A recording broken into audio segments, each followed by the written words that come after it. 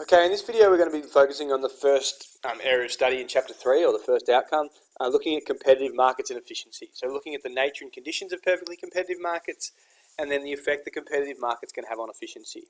Before we do that, this is the question that came up from someone in the doc. So the question asks, if the government gives a subsidy to consumers, leading to a shift in the demand curve to the right, a shortage and an expansion in supply, will there necessarily be a contraction in demand? Consumers are getting subsidised anyway. Would the subsidies cover the rise in price? The answer to that question is yes, there is a contraction in demand, and this is sort of the series of steps that occurs. So first off, let's say the water tanks initially were $1,000. Then we give a subsidy to consumers for $300. So essentially it's costing them $700. That will shift the demand curve to the right because they're more willing to buy a water tank at any given price. So at a price of $1,000, they're more willing to buy it because it's not really costing them that much because they're getting money back. So let's say initially 50 people wanted a water tank. Now with the subsidy, 100 people want the water tank at the old price of $1,000. So 50 more people want water tanks now because they're getting $300 back. Given the extra demand, there's a shortage. Producers raise the price to $1,100. So essentially what's happening now is it's really costing them $800. It used to cost them $1,000. Then it was costing them $700. Now they've raised their prices. It's really costing them $800 once you factor in the subsidy. So now 10 people out of this 100 people that were buying it at a price of $1,000 with the subsidy say, no, we're no longer willing to pay because now it's costing us $800 instead of $700, and therefore they don't want the product anymore. So in essence, 50 people wanted the product initially at $1,000 with no subsidy involved. With the subsidy of $300, if we kept charging a price of $1,000, 100 people want it, but because there's a shortage, they raise the price to $1,100, and that leads to a slight contraction in demand because 10 people say, we no longer want the product because it's now costing $800 instead of $700. These people weren't buying the water tank without the subsidy, but they were willing to buy it with the subsidy, assuming the price stayed the same. Now demand is slightly contracted because of the higher price. So we start with demand of 500, that goes up to 1,000 with the subsidy, then we raise the price by $100, and of those 50 extra people, 10 of them now don't want it, and that's the contraction in demand. So at a price of $1,000 with no subsidy, 500 people want it. 50 people want it. At the price of $1,000 with a $300 subsidy, 100 people want it. And at a price of $1,100 with a $300 subsidy, so effectively a cost of $800, now 90 people want it. That 10 people that don't buy it once we raise the price is your contraction in demand. Overall, there's still more demand for water tanks. Overall, resources will still shift into water tanks, and the equilibrium quantity is much higher than what it was before the subsidy.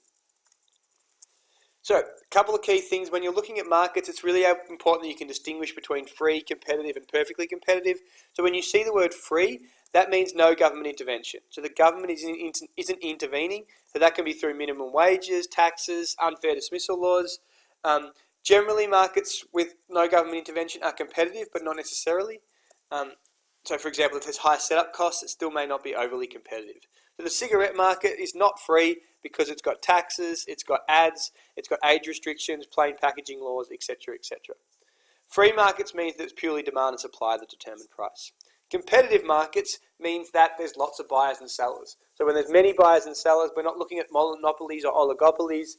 They're selling similar products, not homogenous because it's not perfectly competitive. Low barriers to entry and exit, close to perfect information, demand and supply are generally determining price.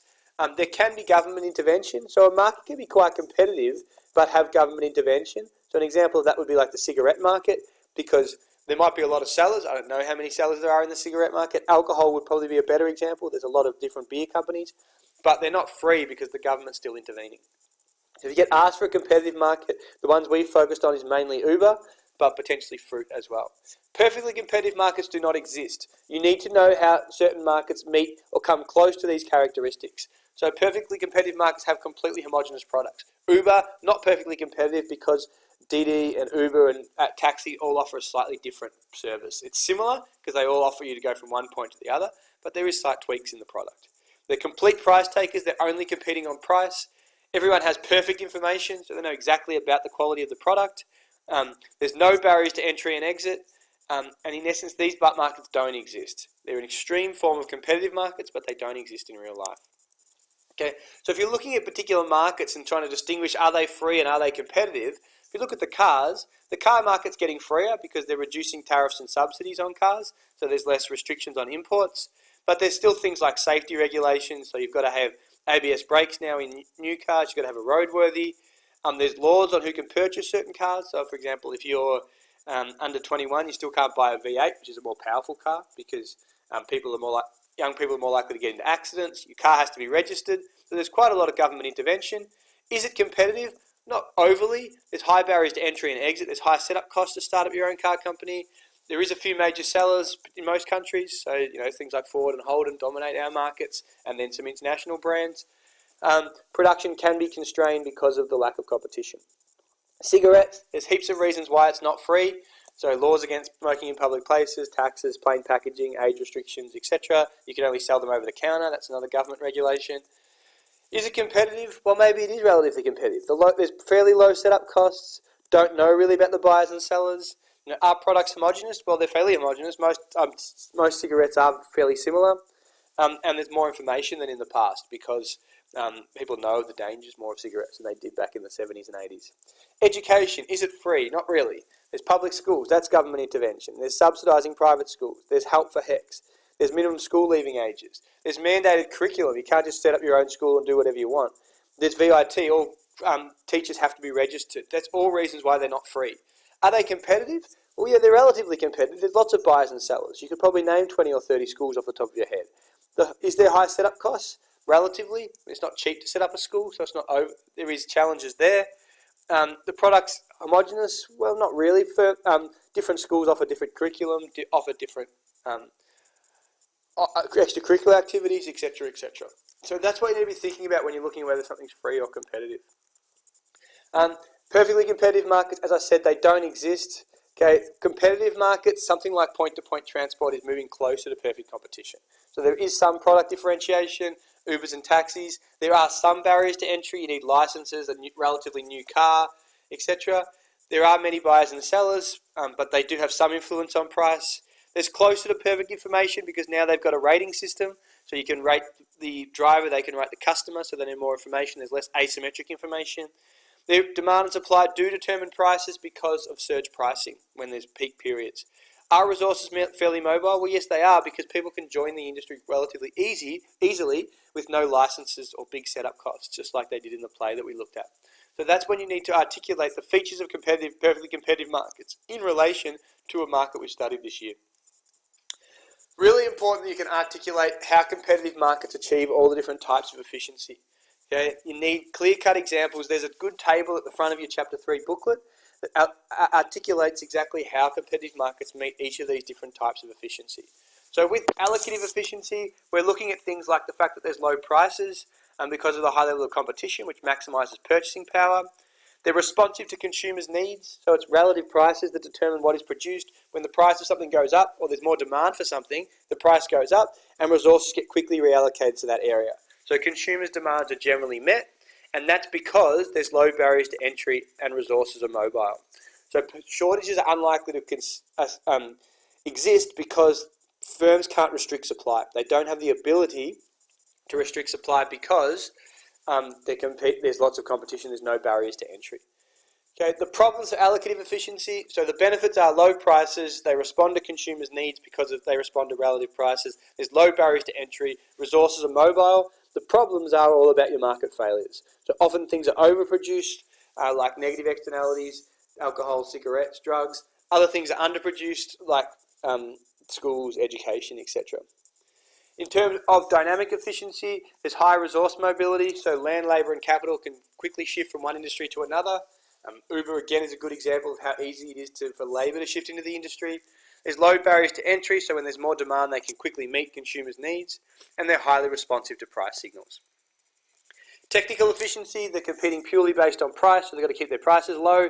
There's high incentive to invest in new capital, new technology, to train up your staff, etc., etc. And finally, intertemporal efficiency. The benefits are they want to minimise their waste because that'll keep their production costs down. And when there's too much demand for funds or too much demand, too many people borrowing, interest rates will increase, which will encourage people to save. The negatives are that there can be things like climate change, pollution, self-interested producers don't consider third-party costs or the future of people in their transactions. So as we speak, the march is going on for climate change. That's a clear example of how the free market and the profit motive can lead to the destruction of the environment. You know, pretty much the same thing, this slide, just a couple of things to point out. When you're looking at technical efficiency, there's some things you can mention: new machinery, innovation, training staff. Allocative efficiency, make sure you use a good example, talk about the low barriers to entry. There's also more choice and variety which you could focus on, and the lower prices. Dynamic efficiency is about the responsiveness to producers. So they're responsive to price signals, there's high factor mobility, and there's low barriers to entry. They're your key things there. So if we're looking at Uber specifically, Uber is highly dynamically efficient because when there's more demand for Ubers, the existence of surge pricing allows firms to quickly meet those consumers' demands. So whether that's on New Year's Eve or on a Saturday night, or we looked at the Sydney siege, for example, they will quickly respond to consumers' demands because the prices will go up. And the other thing is they can also respond quickly to consumers' demands because of the low barriers to entry. So when there is excess demand for a service with Uber, individuals can quickly shift into the industry because all they need is a license and a newish car, and more people can join the market. In terms of allocative efficiency, the main benefits are the increased competition, and the review system means that firms are consistently looking to provide a better service. So that might be mints, a better smell, it's faster. Producers are responsive to price signals and quickly meet consumers' demands. So provide an example of what happens when there's more demand. So talking about the dynamic efficiency. There's no long wait times like there was with taxi. With technical efficiency, because of the technology and the fact you can access everything on your app, you can quickly get access to an Uber that's probably less than 10 minutes away. Technology allows you access to taxi drivers or Uber drivers that are close by, increasing the pace of the service, and it's also cheaper than taxis overall for the service as well.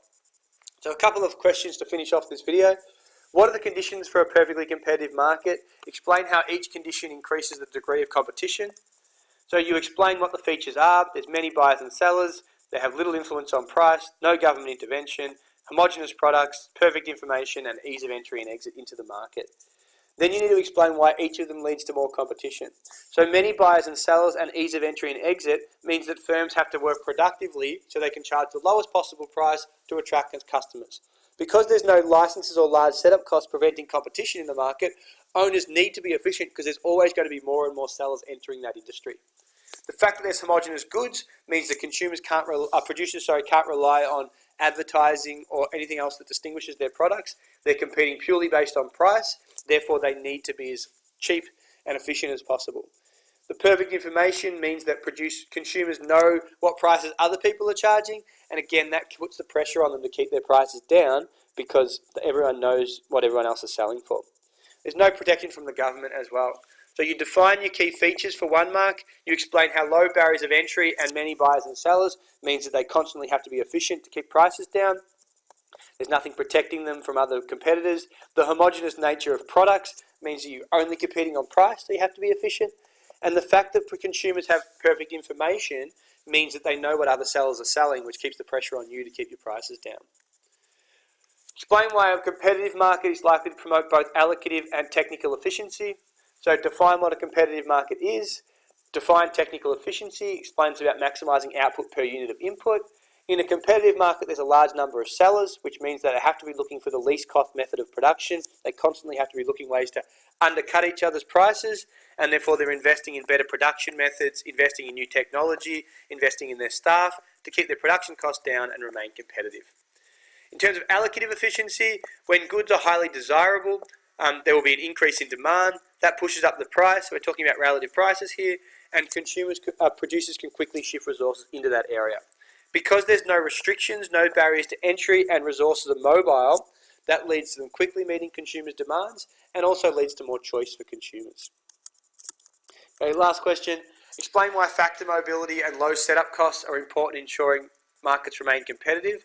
So factor mobility means that factors of production, land, labour and capital can quickly switch from one area to another in response to changes in demand and supply. This means that when things are in demand, the level of competition increases quickly because more people enter the market. So if there's more demand for oranges, suppliers can quickly shift their resources into oranges, increasing the level of competitiveness in the market. The low setup costs means that there's no barriers to entering the market, no setup costs for government licenses.